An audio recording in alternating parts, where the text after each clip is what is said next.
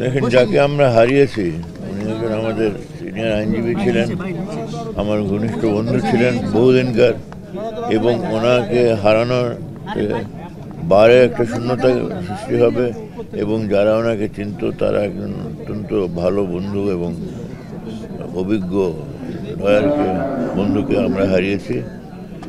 এরকম লোকে একটার পর একটা আমরা হারাচ্ছি। এদেরকে এই জায়গায় যেটা খালি হচ্ছে সেটাকে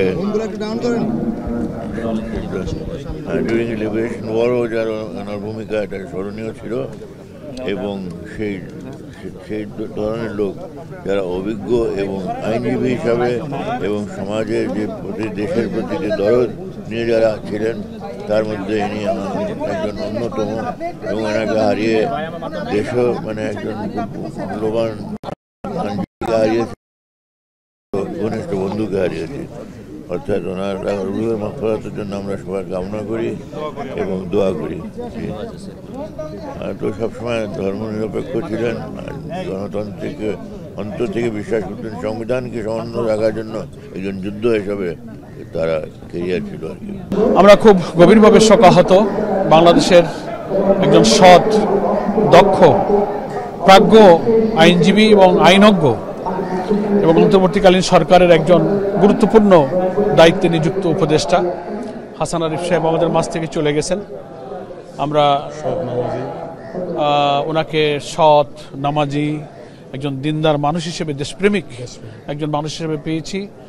আমরা বাংলাদেশ জামাত ইসলামীর পক্ষ থেকে তার ইন্তেকালে আমরা গভীর শোক প্রকাশ করছি। আমাদের সম্মানিত আমির জামাত ডক্টর শফিকুর রহমান ইন্তেকালের খবর পেয়ে ওনার বাসায় ছুটে গিয়েছেন, ওনার রুহের মাগফিরাত কামনা করেছেন।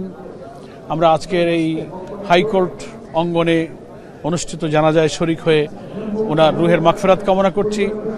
ওনার শোক সন্তপ্ত পরিবার এবং ওনার সঙ্গী সাথী, আইন পেশায় নিযুক্ত তার যত সঙ্গী সাথী হাজার হাজার সকলেই শোকাভিভূত হয়েছেন। আমরা তাদের প্রতিও সমবেদনা জ্ঞাপন করছি। এবং আইন অঙ্গনে যে শূন্যতা তৈরি হলো, এরকম একজন প্রাজ্ঞ আইনজীবী পেতে হয়তো আমাদের অনেক সময় লাগবে। দেশের জন্য, জাতির জন্য, বিচার বিভাগের জন্য তার যে ঐতিহাসিক অবদান তিনি রেখে গেলেন, জাতি শ্রদ্ধার সাথে চিরদিন তা স্মরণ করবে। আমরা ওনার রুহের মাগফিরাত কামনা করছি। ধন্যবাদ। আসসালামু আলাইকুম। দীর্ঘ সময় তিনি শুধু এই অঙ্গনেই ছিলেন না। আমি যখন এই প্রফেশনে আসি, উনি তখন বদরুল আমিন কোম্পানিতে কাজ করতেন। তখন উনি আমাকে বললেন যে আমার সাথে ব্যারিস্টার বদরুল আমিন কোম্পানিতে আসো, আমরা একসাথে কাজ করি। এবং দীর্ঘদিন আমরা বদরুল আমিন কোম্পানিতে কাজ করেছি। কাজ করার পরে বদরুল আমিন কোম্পানির যিনি মালিক ব্যারিস্টার বদরুল আমিন, উনি মারা যাওয়ার পরে আমি ইস্টার্ন প্লাজাতে 1985 সনে একটা রুম কিনেছিলাম। তো ওনাকে বললাম যে আমি তো একটা ইস্টার্ন প্লাজায় শিফট করার চেষ্টা করছি। তো উনি বললেন যে তাহলে আমার জন্য কেন না। তখন আমি বলতে 10,000 টাকা দেন। উনি বললেন যে না, টাকাটা তুমি দিয়ে আমার নামে একটা বুক করে আসবে। একই ফ্লোরে সামনাসামনি ওনার নামে একটা রুম, আমি একটা রুম বুক করে আমরা ওই ইস্টার্ন প্লাজায় আবার নতুনভাবে কাজ শুরু করি। এবার এক পর্যায়ে আবার উনি চলে গেলেন। হুসাইন মোহাম্মদ এরশাদ সাহেবের যখন সরকার হলো, তখন তিনি ডেপুটি অ্যাটর্নি জেনারেল হলেন, সরকারি দায়িত্বে চলে গেলেন। আমি একাই তখন চেম্বার পরিচালনা করেছিলাম। আমার সাথে স্মৃতি হচ্ছে দীর্ঘদিনের, এই স্মৃতি ভোলা যাবে না। মৃত্যুর কিছুদিন আগে ওনাকে, ওনার শ্বশুরবাড়ি কিন্তু বরিশালে, মৃত্যুর কিছুদিন আগে ওনাকে আমি একটা ফোন করেছিলাম। উনি প্রথমেই বললেন, এই শোনো, মগবাড়ি কিন্তু বরিশাল। তো এইরকম উনি আমার সাথে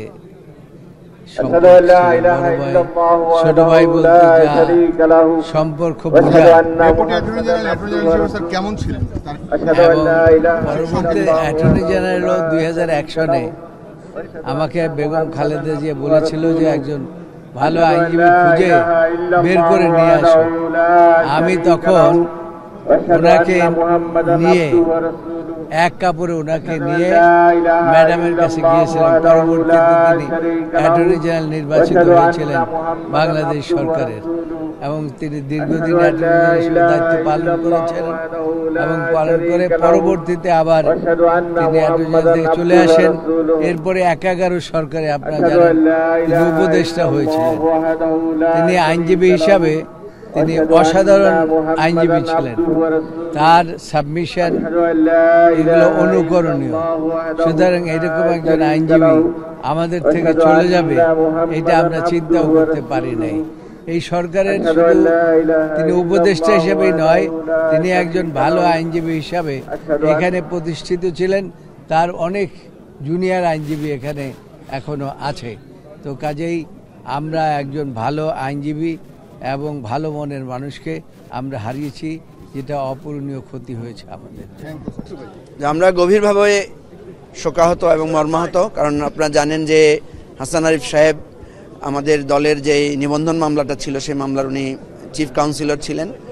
তো উনি যদিও আমাদের জন্য মামলা লড়তে পারেন নাই, তার আগেই উনি চিফ অ্যাডভাইজার হিসেবে শপথ নিয়েছেন। তো সর্বশেষ তার সাথে যখন দেখা হয়েছে, স্মৃতিটা ভুলতে পারছি না যে চিফ অ্যাডভাইজার অফিসে উনি আমাদেরকে জড়িয়ে ধরে অভ্যর্থনা জানিয়েছিলেন, আমাদের সাথে একই মিটিংয়ে ছিলেন এবং পরে একই সাথে আমরা নামাজও পড়েছি। উনি চেয়ারে বসে নামাজ পড়েছেন। তো হাসান আরিফের এই মৃত্যু আমাদের জন্য অপূরণীয় ক্ষতি এবং কোনো মানুষেরই রিপ্লেসমেন্ট হয় না। তো আমরা আশা করব যে তার জন্য আমরা দেশবাসী আমরা আজকে যে ব্যথিত, আমরা সবাই দোয়া করব তার পরিবারবর্গের জন্য, তার সহকর্মীদের জন্য, এবং আরেকটা হাসান আরিফের, আরও শত শত হাসান আরিফের জন্ম হোক বাংলাদেশে, এটা আমাদের প্রত্যাশা। জনাব হাসান আরিফ আমাদের এই অঙ্গনে একটা বটবৃক্ষের মতো ছিলেন। তিনি অ্যাটর্নি জেনারেল হিসেবে দায়িত্ব পালন করেছেন, সিনিয়র অ্যাডভোকেট ছিলেন। আমরা দেখেছি তাকে, আমার এখানে 28 বছর এবং তারও আগে 1 বছর যাতায়াত করেছি। এত দীর্ঘ সময় ধরে আমি তাকে দেখেছি। আইনের ব্যাপারে তার অগাধ পাণ্ডিত্য ছিল।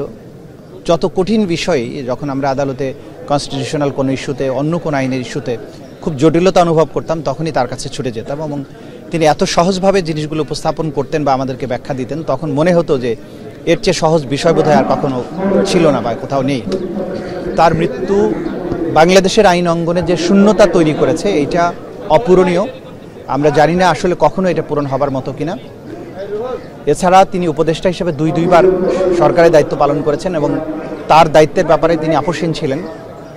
বর্তমান সরকারের এই উপদেষ্টা পরিষদের দায়িত্ব পালনের সময়ও তিনি বহুবার আমাদের সাথে কথা বলেছেন এবং সেই কথাতে আমরা দেখেছি যে দেশের জন্য নীরবে নিভৃতে কাজ করার যে মানসিকতা, সেটা তার মধ্যে ছিল। দেশকে নিয়ে তার স্বপ্ন ছিল এবং উনি বলতেন যে অনেকে বলে আমার নাকি বয়স হয়ে গেছে। আমাকে সর্বশেষ কয়েকদিন আগেও তিনি বলেছেন যে দেখো, আমি এখনও রাত 11টা পর্যন্ত সকাল 8টা থেকে কাজ করি, আমি কোনো ক্লান্তি অনুভব করি না। আমি মনে করি দেশের জন্য এটা করা আমার একটা সুবর্ণ সুযোগ এসেছে। সুতরাং একজন দেশপ্রেমিক মহান মানুষ, তার আত্মার মাগফিরাত কামনা করি। এত নাম করে ব্যক্তিত্ব হওয়া অবসর, এমনকি কোনো আইনজীবী সহকর্মীর সঙ্গে তার কোনো রকম অসুন্দর আচরণ আমরা কখনো দেখিনি। সবসময় ভদ্র নম্র ছিলেন এবং একজন বিশ্বাসযোগ্য, সরল, বিশ্বাসযোগ্য আইনজীবী ছিলেন। সবাই তাকে শ্রদ্ধা করত এবং ভালো মানুষ হিসাবে, সৎ মানুষ হিসাবে তার একটা বর্ণাঢ্য জীবন। বিভিন্ন সময় সে ক্যালকাটায় ছিলেন, বাংলাদেশে ছিলেন, বাংলাদেশে স্বাধীনের পরে বাংলাদেশে চলে আসছেন এবং অ্যাটর্নি জেনারেল ছিলেন, সরকারের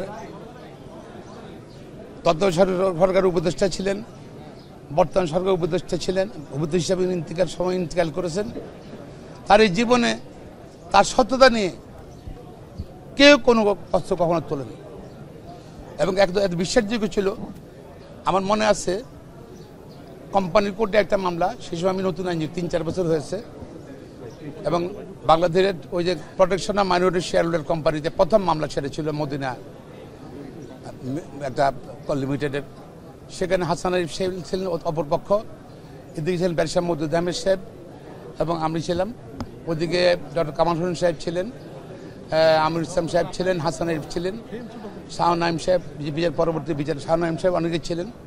এবং কোম্পানি করে শেষ পর্যন্ত বললো যে একজন ইন্ডিপেন্ডেন্ট নিরপেক্ষ সভাপতি করতে হবে জেনারেল মিটিংয়ের জন্য। তখন আমি ব্যারিস্টার মওদুদ আহমেদকে বললাম যে যদি উনি অপরপক্ষের লয়ার, উনাকে সভাপতি হিসেবে করা যায় না, উনি ইম্পার্শিয়াল। তার মওদুদ আহমেদ সে এগ্রি করলেন যেখানে অপরপক্ষের লয়ার, সে কিন্তু আমরা মেনে নিলাম তাকে তার বিশ্বাসযোগ্যতার কারণে, এবং সুষ্ঠুভাবে উনি ওই কোম্পানির যে সমস্যা রিজলভ করলেন, এবং তার এই সততা, বিশ্বাসযোগ্যতা, এটা নিয়ে কোনো কোশ্চেন ছিল না কখনোই। এবং ওনার এই মানে জীবনের, পেশাগত জীবনের অনেক মামলা, উল্লেখযোগ্য মামলা এখন আজকে সুপ্রিম কোর্ট ডিএলআই রিপোর্টেড, বিল রিপোর্টেড কেস, যেটা ভবিষ্যতে যারা আইন পেশা থাকবে তাদের জন্য একটা মানে সুবিধা হবে এবং অনুসরণীয় হবে। হাসান আরিফের মতো একটা উজ্জ্বল নক্ষত্র, যিনি আইন অঙ্গনে সারা জীবন জনগণের ন্যায় বিচারের সাথে কাজ করে গেছেন, এবং তিনি যখন সরকারের দায়িত্ব পালন করেছেন সৎ এবং নিষ্ঠার সাথে সেই সব দায়িত্ব উনি আমাদেরকে দিয়ে গেছেন। এবং আমরা আশা করেছিলাম যে তিনি এলজিআরডি উপদেষ্টা হিসেবে যে কাজটুকু শুরু করেছিলেন সেটা অত্যন্ত শুভ সূচনা হয়েছিল। পরবর্তী পর্যায়ে তিনি ভূমি মন্ত্রণালয়ে যে উপদেষ্টা হয়েছিলেন, ভূমি সংস্কারের ক্ষেত্রে তিনি কিছুটা কার্যক্রম শুরু করেছেন। আগামী দিনে সেটা অব্যাহত থাকবে। বিশেষ করে আইন অঙ্গনে উনি জুনিয়রদের প্রতি যে স্নেহভাজন ছিলেন এবং আমাদেরকে হাতে কলমে শিক্ষা দিয়ে যেভাবে তিনি গড়ে তুলেছেন তার স্নেহ আমরা সকলেই পেয়েছি। বিশেষ করে তিনি উদার একটা মানবিক মনের মানুষ ছিলেন। তিনি বাংলাদেশের দেবোত্তর সম্পত্তি বিষয়ে আমাদেরকে অনেক সাহায্য সহযোগিতা করেছেন। অর্পিত সম্পত্তি আইনের বিষয়েও আমাদেরকে আইনি লড়াইয়ে সহযোগিতা করেছেন। সর্বশেষ ঢাকেশ্বরী জাতীয় মন্দিরের একজন উপদেষ্টা, আইন উপদেষ্টা হিসাবে তিনি আমাদেরকে সার্বক্ষণিক সহযোগিতা দিয়েছেন। সুতরাং তার অবদান আমরা যুগে যুগে স্মরণ করব, জাতি তাকে শ্রদ্ধা ভরে আগামী দিনে স্মরণ করবে।